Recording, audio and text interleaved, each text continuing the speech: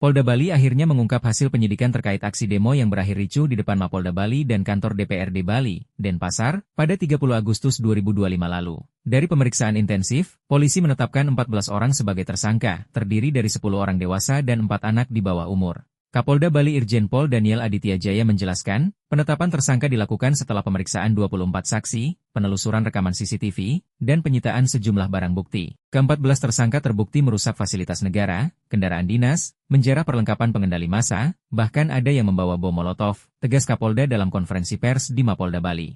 Kericuhan ini bukan hanya menyebabkan kerugian material, tapi juga melukai aparat. Sebanyak 13 personel Polda Bali luka-luka akibat lemparan batu dan serangan fisik, hingga harus dirawat di RS Bayangkara dan RSUP Profesor Ngoera Sanglah. Selain merusak kantor Mapolda dan Ditreskrimsus, massa juga menghancurkan kendaraan dinas Satsamapta Polresta Denpasar. Sejumlah tersangka menjarah perlengkapan huru-hara dan amunisi gas air mata dari kendaraan tersebut. Polisi juga merinci peran para tersangka. FI 19 tahun, ojol asal Denpasar Utara, melempar batu ke gedung Ditreskrimsus. AT 20 tahun, mahasiswa asal Sumut, mengambil amunisi gas air mata.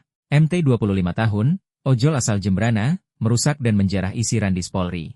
Sementara Mr. 18 tahun, pelajar, kedapatan membawa bom molotov, dan MF, 18 tahun, asal Tabanan, menyiapkan bom molotov tersebut.